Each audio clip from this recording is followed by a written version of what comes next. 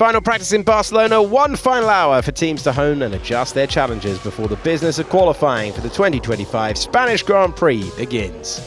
McLaren's Lando Norris had a scary moment at turn 9 on a push lap. And that still shows the challenge that's there at turn 9. Tried to do it pinned, and that's the danger. It had been back to the form book on Friday, with both McLarens topping a session. Norris best in FP1, Oscar Piastri leading the line in FP2. And it was a papaya 1-2 again, the Australian top, with an impressive half a second margin back to his British counterpart. Lewis Hamilton described his Barcelona Friday as not fun, the 7-time champion and the team feeling frustrated that they couldn't extract more from the package.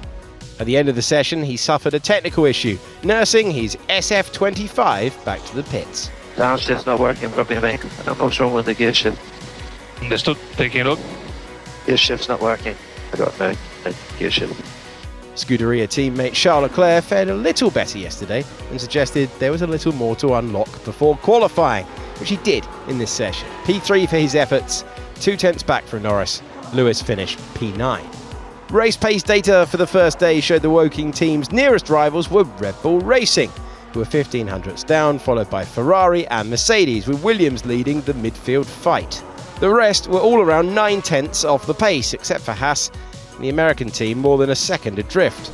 However, in qualifying trim, it's a lot tighter at the top, with Red Bull a match for the papaya cars in the hands of Verstappen, who has consistently outperformed the RB21 so far this season. So the fight for pole could be another close one. Verstappen finished this session in P5. Fourth best on race pace and third in quali-sim, Mercedes have some work to do. George Russell managed P2 in second practice, but confessed he wasn't sure about the car's long-run pace, which would back that data up. He was P4 in this final hour. Silver Arrow teammate Kimi Antonelli was P7. Liam Lawson found the gravel at one point, Losing the rears in combination with maybe a little bit of dirty air from Colapinto. The Racing Bulls have looked pretty good in recent weeks, with Isaac Hadjar in particular doing well and scoring regular points over the last few rounds. He was a fine P6 this time out, and teammate Lawson also crept into the top 10. On qualifying pace, it's Aston Martin who seemed to have found the edge in the midfield.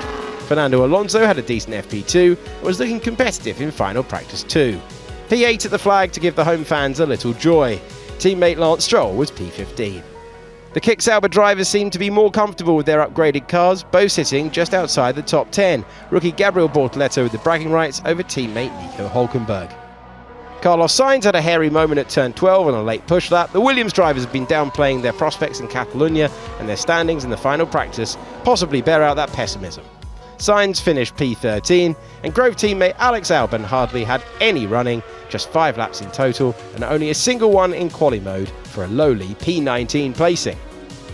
Oliver Behrman was another to dip a wheel on the loose stuff. It's been a disappointing weekend for Haas so far, both drivers consistently to the back of the pack across all 3 sessions. Esteban Ocon has been in the points for 3 Grand Prix this season, but the team's chances of scoring this weekend would seem slim to none on current performance.